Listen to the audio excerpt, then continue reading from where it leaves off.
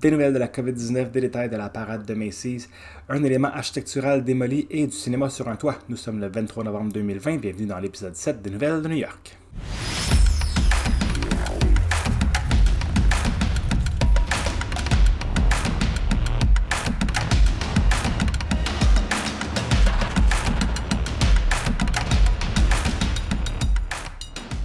Bonjour, salut tout le monde, bienvenue dans l'épisode 7 des nouvelles de New York. Tout d'abord, je voulais vous remercier d'être là. Si vous voyez cette vidéo, c'est que vous êtes abonné à notre page Patreon. Ceux qui entendent l'audio gratuitement sur Spotify quelques semaines plus tard, je vous invite à vous abonner sur notre page Patreon au www.patreon.com/destination New York, tout en un mot. Là-dessus, je diffuse les vidéos des nouvelles de New York en exclusivité, ainsi que la primeur sur l'audio, vous l'avez environ 3 semaines à l'avance sur la page Patreon. Également des séries vidéo que je diffuse à chaque semaine, à chaque mois, que vous allez avoir à l'avance sur la page Patreon. Comme ça nous encourage à poursuivre, ça nous soutient financièrement, c'est vraiment très très apprécié. Merci à ceux qui sont déjà là et merci à ceux qui s'ajoutent par la suite et qui ont accès aux vidéos et aux audios par la suite. Justement, on a sorti samedi la première capsule des conseils de New York. Dans celle-là, je vous parle des observatoires de la ville, lequel observatoire choisir quand vous venez visiter New York.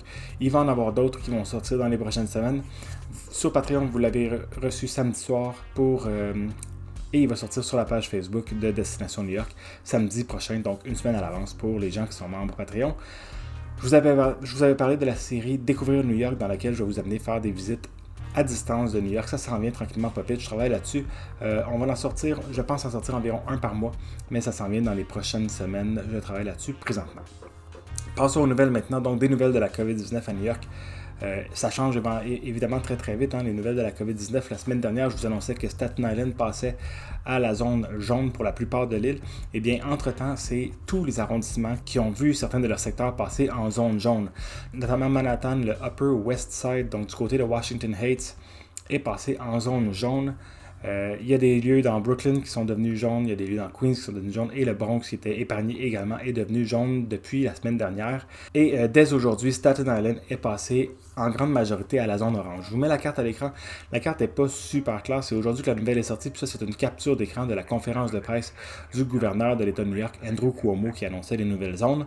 On voit Staten Island donc majoritairement en orange et on voit les nouvelles zones jaunes, comme je le disais dans les autres arrondissements, Manhattan, Bronx, Queens et Brooklyn. Je vous mets également à l'écran maintenant, encore une fois, les restrictions, qu'est-ce qui s'applique aux zones jaunes, aux zones oranges. Donc les zones jaunes, on a 50% de capacité pour les églises. Les rassemblements sont à 25 personnes maximum, intérieur et extérieur. Les commerces sont ouverts.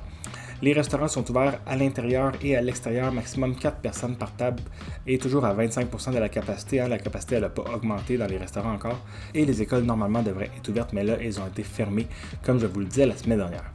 Dans les zones oranges, pour les lieux de culte, on parle de 33% de la capacité avec 25 personnes maximum. Les rassemblements sont à 10 personnes maximum à l'intérieur et à l'extérieur. Les commerces non essentiels devraient être fermés et les restaurants seulement à l'extérieur et 4 personnes maximum par table. Ça, c'est pour les zones oranges. Le maire de New York, Bill de Blasio, s'attend à ce que toute la ville de New York passe à la zone orange aussitôt que la semaine prochaine.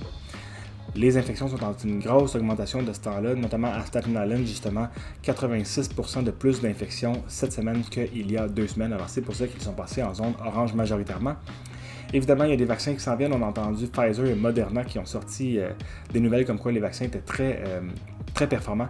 Mais évidemment, ça va arriver trop tard à New York pour contrer cette deuxième vague d'infection-là. Et on espère vraiment, avec les mesures, y arriver à réduire le taux d'infection pour éviter de se retrouver dans une situation comme au printemps et comme cet été.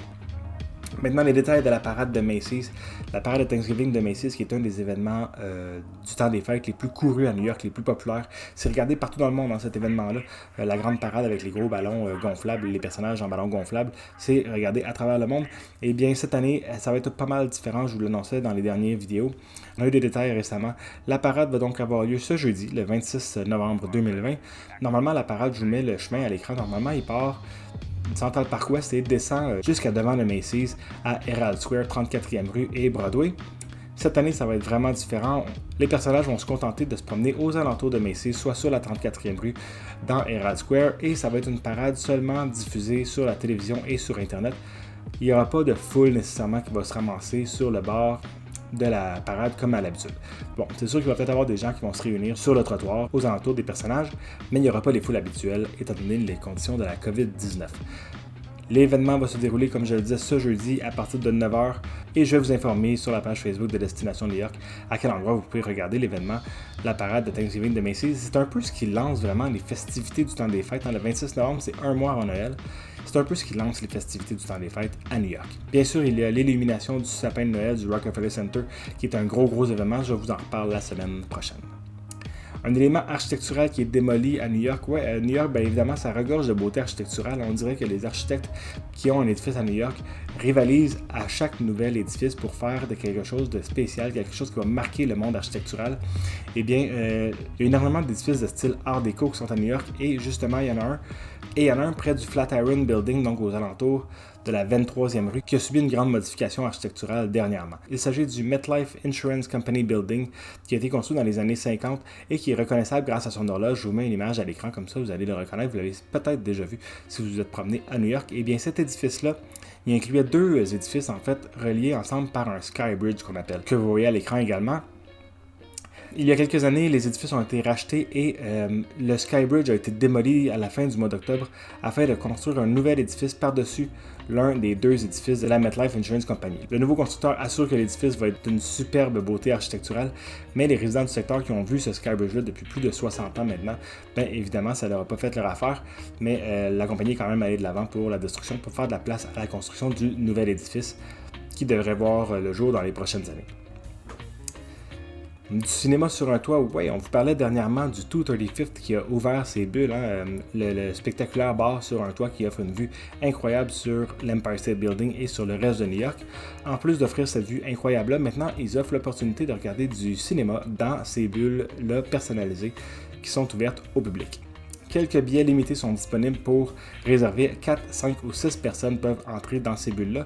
Le prix pour le billet est de 69$ par personne. Qu'est-ce que ça inclut, 69$ par personne? Eh bien, ça inclut une bouchée, un cocktail, du popcorn pour tout le film et une sélection d'un film justement dans 15 films populaires. Bon, la sélection est assez limitée, mais les choix de films seraient des films populaires et puis en même temps, ça donne une activité quand même intéressante à faire en plein Midtown Manhattan, vue imprenable sur l'Empire State Building. Vous êtes dans votre bulle avec vos amis, dans une zone protégée, parce que chaque bulle, elle est nettoyée après chaque utilisation, désinfectée, tout ça, pour protéger les infections à la COVID-19. Et vous êtes dans cette zone-là avec vos amis à regarder un film, en plus de pouvoir profiter de la vue incroyable sur Manhattan. C'est quelque chose qui est vraiment intéressant. C'est disponible à partir du 29 novembre. Si jamais il y en a parmi vous qui décident d'aller à New York quand même, eh bien, vous pourriez y aller. Je vais vous mettre le lien en bas de l'écran ici pour réserver vos billets pour aller au 235th, aller profiter de ces bulles-là et regarder du cinéma sur le toit de l'édifice. Sinon, c'était un bar que je recommande d'ailleurs en tout moment à ceux qui sont 21 ans et plus. Si vous allez à New York maintenant ou l'année prochaine, je vous recommande d'aller faire un tour à ce bar-là, ça vaut vraiment la peine. C'est ce qui faisait le tour des nouvelles pour cette semaine. La semaine prochaine, je vais vous parler de l'illumination du sapin du Rockefeller Center et autres nouvelles qui s'en viennent pour le mois de décembre à New York en 2020. Alors, je vous remercie beaucoup encore une fois d'avoir été là. Inscrivez-vous à notre page YouTube si ce n'est pas déjà fait. Ceux qui ne sont pas membres Patreon, inscrivez-vous à notre page Patreon pour plus de primeurs et d'exclusivité. Sinon, je vous dis à la semaine prochaine pour d'autres nouvelles de New York. Salut tout le monde!